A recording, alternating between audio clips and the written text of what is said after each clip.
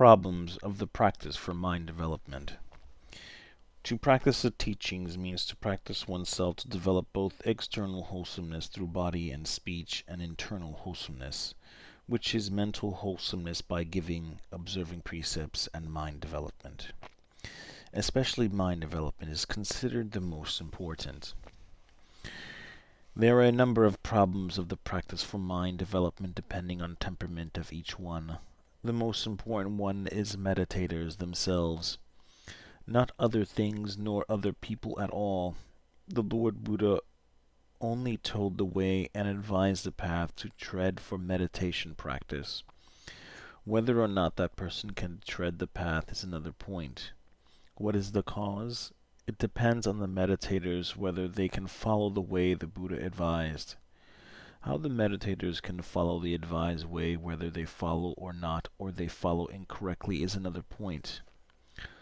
All these problems depend absolutely on meditators themselves. Therefore, meditators are to prepare themselves and gather data as regards the scriptures a lot in order to be the knowledge for the practice to develop themselves correctly. The important problem of the practice for mind development are as follows. 1. Do we have knowledge in Buddhism? 2. Do we know and understand Buddhism, especially regarding to suffering and how to practice to extinguish suffering, concentration meditation, and insight meditation? These are important problems for us all who are interested in Buddhism. Though we have faith in Buddhism, but we lack knowledge and clear understanding in Buddhism, it is like a person who has faith but is blind. In this regard, we have to realize these problems and sort them out ourselves so that we can develop ourselves correctly to the utmost of wholesomeness in Buddhism, directly and most quickly. Explanation. 1. Do we have knowledge in Buddhism?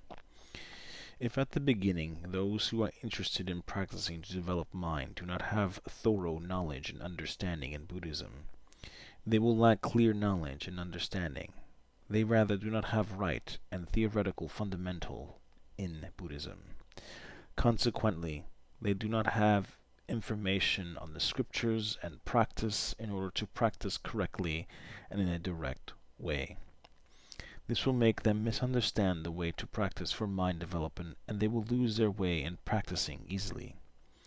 Thus, practitioners are to be sedulous in studying to gain knowledge in Buddhism, to develop themselves in the future correctly. The Lord Buddha rendered a great deal of teachings. The disciples gathered them, and they are called the three baskets. Tipitaka. 1. The basket of discipline. 2. The basket of higher doctrine. 3. The basket of discourses. If we want to study all those three baskets, it may have to take us years to do so, or several years to study all and understand them completely, or we may not possibly understand them at all. When those who want to practice for mind development want to study scriptures, they have to know which part they should study. That part should be the essential one, which is the supreme purpose, suffering and cessation of suffering, because all of our lives are suffering. The omniscient Buddha taught about suffering and cessation of suffering. To study Buddhism to gain knowledge to be beneficial directly for those who practice for mind development is to study suffering and cessation of suffering.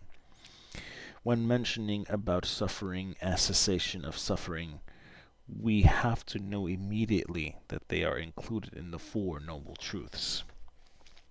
The Four Noble Truths means the truth of the Noble One, the Holy Truth. It is an important section in Buddhism. The truth of every life is as the truth number 1 and 2 of the Four Noble Truths. They are suffering and causes suffering. The Four Noble Truths enable us to know about the truth of every life, every human life, on the earth, regardless of race and language. The suffering everyone encounters is the same, which is physical and mental suffering. The characteristics of suffering are in accordance with the three characteristics which are impermanence, state of being suffering, and the state of being not self. The three characteristics apply to both living creatures, human beings, animals, etc., and non-living things, mountains, trees, houses, cars, roads, building objects, etc. All living things and non-living things are in accordance with the theory of impermanence, state of being suffering, state of being not self. In this regard, the Four Noble Truths is the important component we should study in terms of the scriptures. It is because they enable us to know and understand correctly about every life of human beings, as well as animals and objects which are not living things. This will be advantageous for the practice because we have the right understanding of the truth of things on the earth. The Four Noble Truths are very important doctrines, so we have to study a lot in order to understand clearly about the truth of human lives. The first noble truth is the truth of suffering. Suffering is physical and mental unhappiness, i.e., birth, old age, illness, and death. These are the truths of compounded things. All bodies of lives and human beings meet with all the same mentioned truths. They are the state of the holy truths that the Buddha discovered. People in general lack reflection and do not exercise their mindfulness and wisdom to be aware of the truths as they are. They, thus, do not believe in nor understand what the Buddha discovered and taught. To understand well about suffering, we need to ponder over the truth of lives, whether it is as the Buddha taught, life is all suffering. No other thing than suffering is truth of life. Ignorance, one of the defilements, prevents us from accepting the truth that the Lord Buddha discovered. We are all born suffering only. Though we are happy, it is material happiness. It will soon vanish and become suffering as usual. This applies to everything on the earth. One thing that urges us think about our life when we are born is that babies cry at birth. Baby's cry indicates that he encounters suffering already at the moment he is born. This can confirm that as soon as we open eyes to see the world, we encounter suffering the first time in our life. Suffering is physical and mental discomfort. Baby's cry is evidence to prove that the Lord Buddha discovered about birth is true. Birth is suffering. Regardless, illness, old age, and death in our lives, we can see and understand easily that they are suffering. We encounter suffering every day. We get used to them, so we do not pay attention to them. All of our lives are suffering. It is true, like the teachings of the Lord Buddha. The first noble truth is true. No other truth than the Four Noble Truths is holy. Be aware that all of us need real happiness, both physical and mental, not unhappiness. Only the Four Noble Truths can provide us with the fact. That is why the Four Noble Truths are the truths that we should know and understand more than other truths. They are the truths of our life.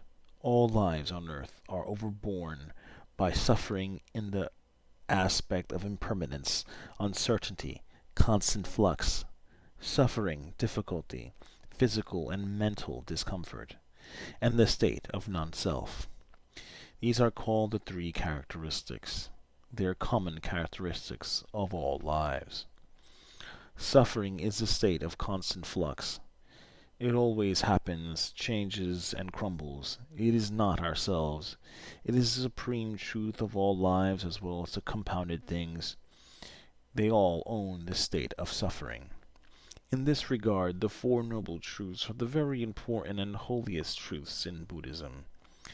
They are the truths that the Lord Buddha taught so that we all can know and understand how the truth of life is. The Holy Buddha also advised the path for us to practice to be able to leave all sorts of suffering in our lives, that is, suffering as cessation of suffering. When we, who practices the teachings, know the main objective of Buddhism, it is beneficial for us because we can study and understand what Buddhism teaches, what the essence is, When we practice to develop mind, we will certainly understand how to practice fruitfully and correctly. We will not lose our way. When we start practicing, we will gain results quickly. Do we know and understand Buddhism, especially regarding to suffering and how to practice to extinguish suffering, concentration meditation, and insight meditation?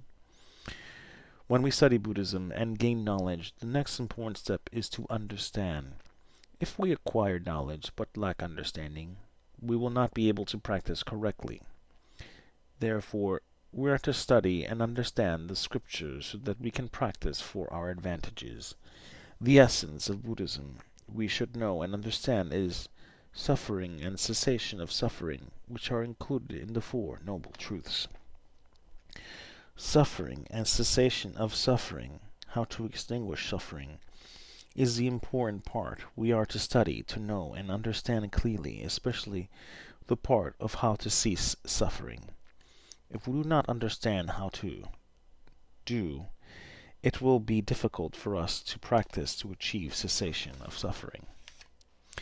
The Four Noble Truths, which the Lord Buddha attained insight into the taught to all teachable persons accordingly, are the truths of our lives.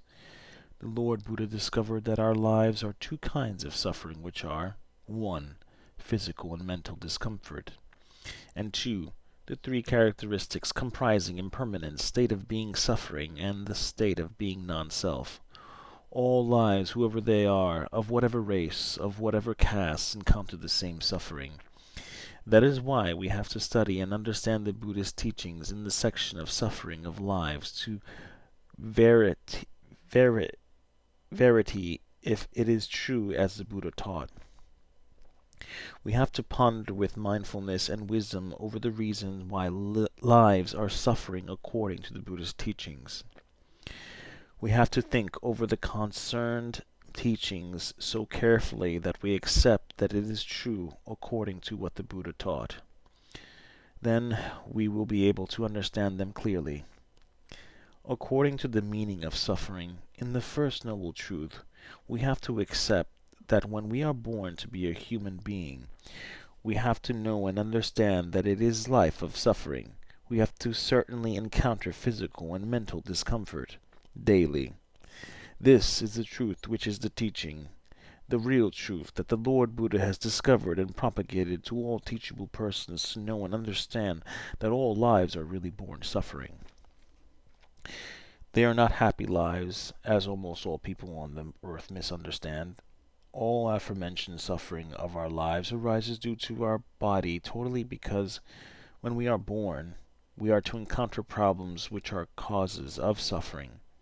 According to the Buddhist teachings, as long as we are alive, we encounter inevitable suffering. We cannot escape from them. Another meaning of suffering we should understand is state of the three characteristics. It is suffering because things change from what they used to be. It is impermanent. Things cannot last as they are. They keep changing, never stop changing and crumble eventually. Only that we cannot see the state of flux. That is why we have to practice the teachings so that we can see the real state of suffering. These characteristics of suffering are common to both living things and non-living things. They are called the three characteristics, or common characteristics. In conclusion, suffering can be divided into two groups. Suffering due to the existence of body, they are physical and mental discomfort. Suffering as the three characteristics, they are impermanence, state of being suffering, state of non-self. The first aspect, physical and mental discomfort, is regular suffering of all our lives. The second aspect, suffering as per the three characteristics, cover all suffering as well as suffering in the first item. They cover both living things and non-living things. They all have the same characteristics, impermanence, state of being suffering, and state of being non-self. Suffering in aspect number 2 is true according to the Buddhist teachings, which we should know and understand. We have to ponder and suffering so that we can develop wisdom to see life as it is and accept wholeheartedly that all living things and non living things are suffering, especially physical and mental discomfort, which are regular suffering of every body. This is the ultimate truth as long as we are alive. In order to consider suffering, to develop faith and wisdom in ourselves, to sense the truth of suffering, we are to center on ourselves. We have to consider whether we ever encounter physical and mental suffering, whether there are events indicating that it is real suffering, such as death of relatives. We have to consider if the suffering arises in our lives are in accordance with what the Lord Buddha taught, and whether they are true. This is an important matter we should pay attention to and consider scrupulously so that we can understand and sense suffering by our own mindfulness and wisdom. When we know and understand how suffering is, next step is to know the causes of suffering, which are cravings. It is the current of desires and thrusts. They are causes of suffering, samudaya, which is the second noble truth. When we know and understand suffering, Buddhism then teaches how to put an end to the causes of suffering. That is to cease cravings in one's own mind by training the mind to be pure and free from all defilements by means of concentration meditation and insight meditation. In this regard, we have to know cessation of suffering and how to do so. Cessation of suffering means the result from the practice of Buddhist means in accordance with mindfulness and wisdom of each one to understand how to attenuate and annihilate suffering in Buddhism. In order to eliminate suffering, we have to practice the teachings, perform wholesomeness to the utmost of it by training mind to be concentrated, and develop mindfulness and wisdom to minimize and eliminate entirely defilements.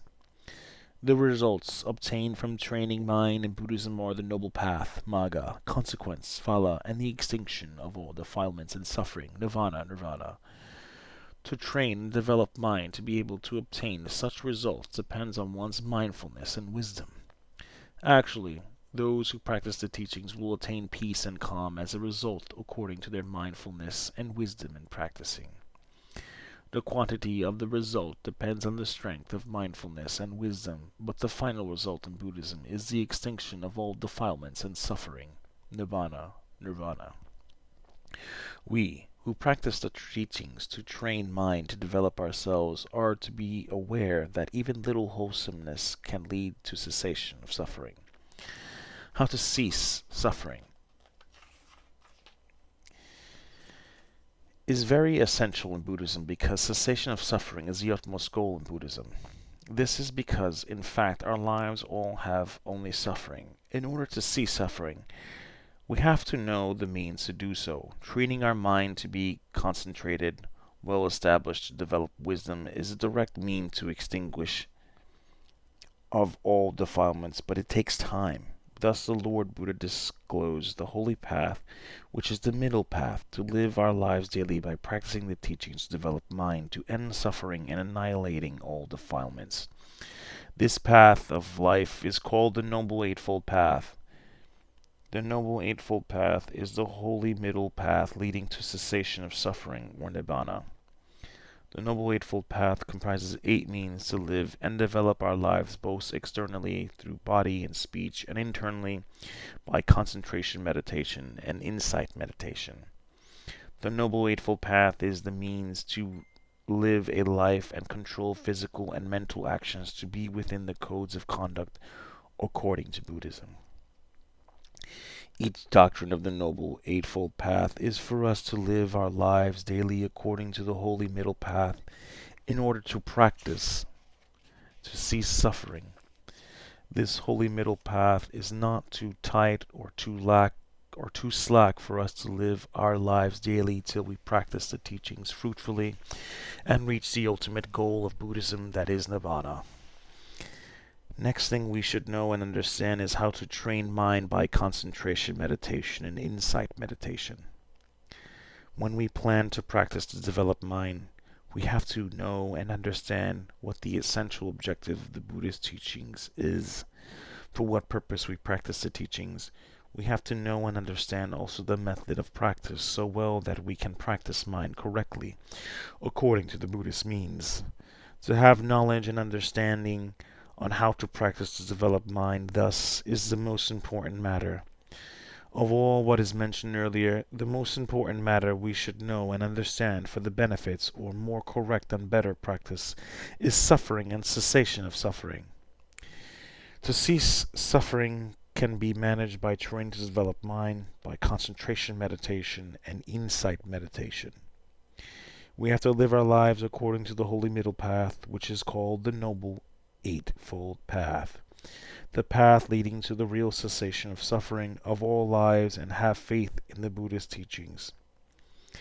In this regard, in order to cease suffering, we have to know and understand by ourselves how to practice concentration and insight.